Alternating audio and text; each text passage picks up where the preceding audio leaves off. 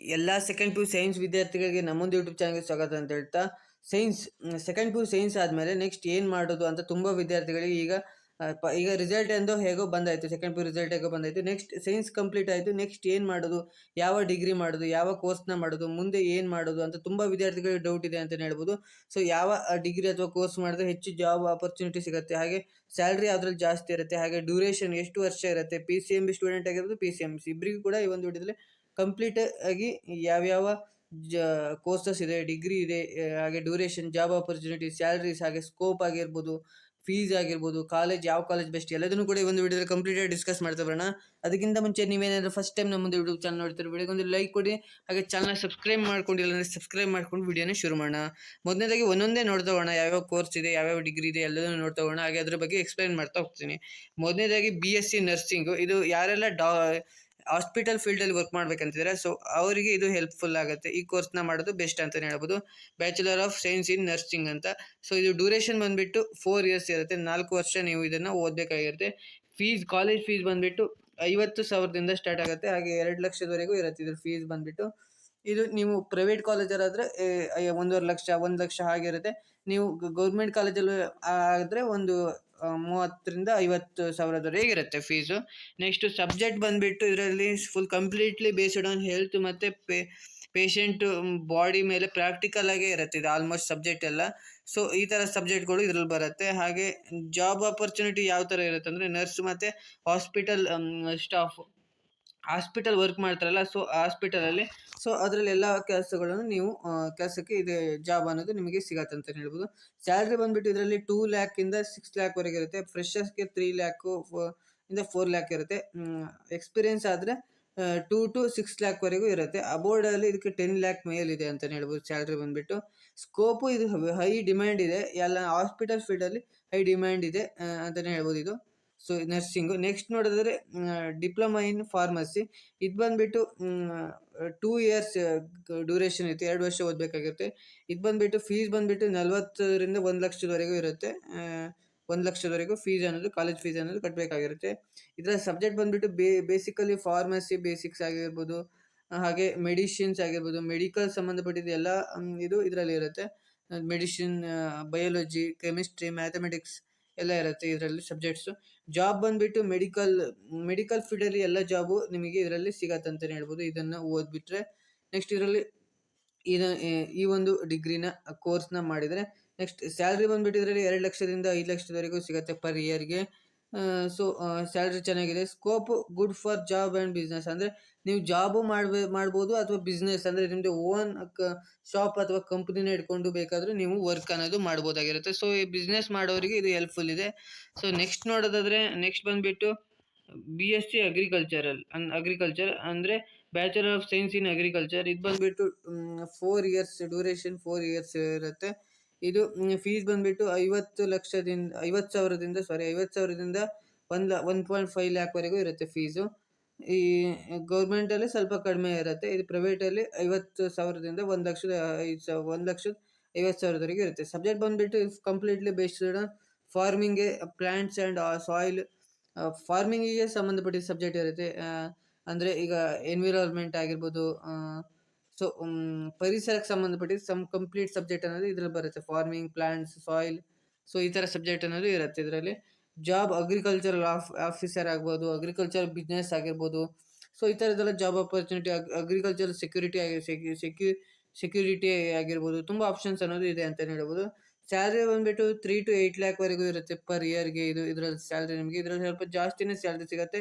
ಹಾಗೆ ಇದರಲ್ಲಿ ತುಂಬ ಗೌರ್ಮೆಂಟ್ ಜಾಬ್ ಅನ್ನೋದು ಸಿಗತ್ತೆ ಅಂತಲೇ ಹೇಳ್ಬೋದು. ನೀವು ಇದನ್ನು ಅಗ್ರಿಕಲ್ಚರ್ ಕಂಪ್ಲೀಟ್ ಮಾಡಿಬಿಟ್ಟು ನೀವು ಕಾಂಪಿಟೇಟಿವ್ ಎಕ್ಸಾಮ್ ಅಥವಾ ಗೌರ್ಮೆಂಟ್ ಎಕ್ಸಾಮ್ನ ಬರೆದ್ಬಿಟ್ಟು ಪಾಸ್ ಆದರೆ ತುಂಬ ನಿಮಗೆ ಗೌರ್ಮೆಂಟ್ ಜಾಬ್ ಆಪರ್ಚುನಿಟಿ ಇದರಲ್ಲಿ ತುಂಬ ಜಾಸ್ತಿ ಇದೆ.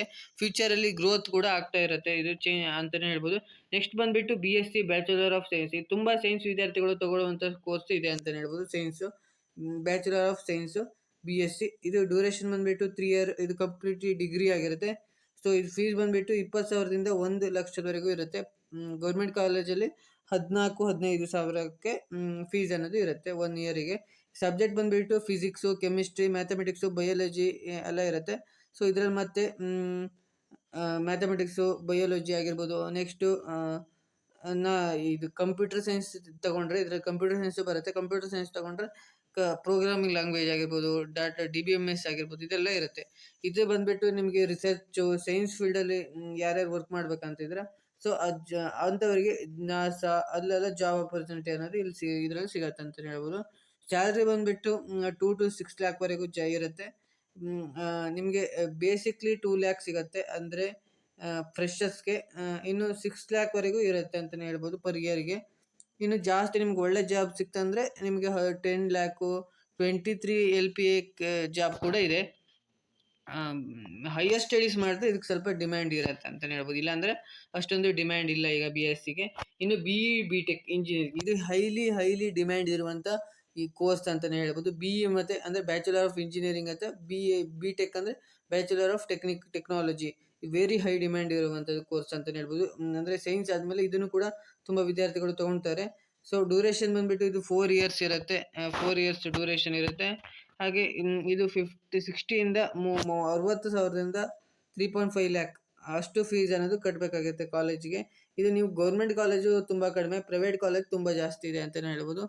ನೆಕ್ಸ್ಟ್ ಇದರಲ್ಲಿ ಬಂದುಬಿಟ್ಟು ಸಬ್ಜೆಕ್ಟು ಕೋಡಿಂಗ್ ಆಗಿರ್ಬೋದು, ಮಿಷಿನ್ ಲರ್ನಿಂಗ್ ಆಗಿರ್ಬೋದು, AI ಆಗಿರ್ಬೋದು, ML ಆಗಿರ್ಬೋದು, ಹಾಗೆ ಕೋರ್ ಸಬ್ಜೆಕ್ಟ್ ಆಗಿರ್ಬೋದು ಅಂದರೆ ಜಾವಾ, ಪೈಥಾನ್, ತುಂಬ HTML, CSS, ಜಾವಾಸ್ಕ್ರಿಪ್ಟ್ ಎಲ್ಲ ಸಬ್ಜೆಕ್ಟು ಇರುತ್ತೆ ಇದರಲ್ಲಿ. ನೆಕ್ಸ್ಟು ಯಾರೆಲ್ಲ ಕೋಡಿಂಗಲ್ಲಿ ಇಂಟ್ರೆಸ್ಟ್ ಇದೆ ಸೊ ಅವರು ಆರಾಮಾಗಿ ಇದಕ್ಕೆ ಜಾಯ್ನ್ ಆಗ್ಬೋದು.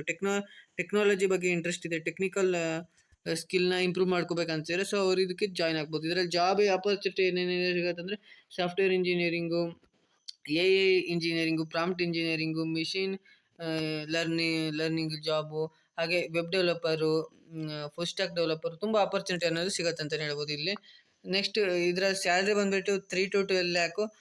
ಕೆಲವೊಂದಷ್ಟು ಟೈಮಲ್ಲಿ ಟಾಪ್ 20 LPA, 30 LPA ಈ ಥರ ಜಾಬ್ ಆಪರ್ಚುನಿಟಿ ಇದೆ ಅಂತಲೇ ಹೇಳ್ಬೋದು. ಇದರಲ್ಲಿ ವೆರಿ ಹೈ ಡಿಮ್ಯಾಂಡ್ ಈ ಟೈಮಲ್ಲಂತೂ ತುಂಬ ಡಿಮ್ಯಾಂಡ್ ಇದೆ. ನೀವು AI ಮತ್ತು ML, machine learning, deep learning ಕಲ್ತ್ಕೊಂಡ್ರೆ ನಿಮಗೆ ಒಳ್ಳೆ ಜಾಬ್ ಅನ್ನೋದು ಸಿಗುತ್ತೆ ಅಂತಲೇ ಹೇಳ್ಬೋದು. ಕಮ್ಯುನಿಕೇಷನ್ ಅನ್ನೋದು ವೆರಿ ಇಂಪಾರ್ಟೆಂಟ್ ಆಗಿರುತ್ತೆ ಇದರಲ್ಲಿ.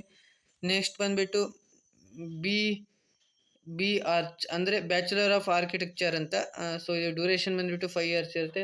ಇದು ಫೀಸ್ ಬಂದುಬಿಟ್ಟು 1 ಲ್ಯಾಕ್ಸಿಂದ 4 ಲಕ್ಷದವರೆಗೆ ಇರುತ್ತೆ. 1 ಲ್ಯಾಕ್ ಟು 4 ಲ್ಯಾಕ್ವರೆಗೂ ಫೀಸ್ ಅನ್ನೋದು ಕಟ್ಟಬೇಕಾಗಿರುತ್ತೆ. ಸಬ್ಜೆಕ್ಟ್ ಬಂದುಬಿಟ್ಟು ಡಿಸೈನಿಂಗ್ ಮತ್ತು ಬಿಲ್ಡಿಂಗ್, ಏನಾದರೂ ಡಿಸೈನ್ ಮಾಡುವುದಾಗಿರ್ಬೋದು, ಡಿಸೈನಿಂಗ್, ಗ್ರಾಫಿಕಲ್ ಡಿಸೈನರ್ ಆಗಿರ್ಬೋದು, ಆ ಥರ ಡಿಸೈನಿಂಗ್ಗೆ ಇಂಟ್ರೆಸ್ಟ್ ಇರುತ್ತಲ್ಲ ಸೊ ಅವರು ಇದಕ್ಕೆ ಜಾಯ್ನ್ ಆಗ್ಬೋದಾಗಿರುತ್ತೆ.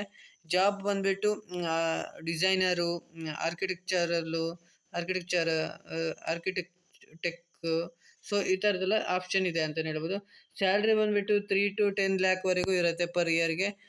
ಸ್ಕೋಪ್ ಬಂದುಬಿಟ್ಟು ಯಾರೆಲ್ಲ ಕ್ರಿಯೇಟಿವ್ ಆಗಿ ಥಿಂಕ್ ಮಾಡ್ತಾರೆ, ಏನಾದರೂ ಸ್ಕಿಲ್ನ ಇಂಪ್ರೂವ್ ಮಾಡ್ಕೊಳೋಕ್ಕೋಸ್ಕರ ಏನಾದರೂ ಡಿಫ್ರೆಂಟಾಗಿ ಡಿಸೈನಿಂಗ್ ಥಿಂಗನ್ನ ಇಂಪ್ಲಿಮೆಂಟ್ ಮಾಡ್ತಾರೆ ಸೊ ಅಂಥವರಿಗೆ ಇದು ಬೆಸ್ಟ್ ಆಪ್ಷನ್ ಅಂತಲೇ ಹೇಳ್ಬೋದು. ನೆಕ್ಸ್ಟ್ ಬರೋದು ಮೆಡಿಕಲ್ ಕೋರ್ಸು, MBBS ಬರುತ್ತೆ. ಇದು ಡಾಕ್ಟರ್ ಯಾರ್ಯಾರು ಆಗಬೇಕಂತಾರೆ ಸೊ MBBS ಅನ್ನೋದು ಮಾಡ್ಬೋದಾಗಿರುತ್ತೆ.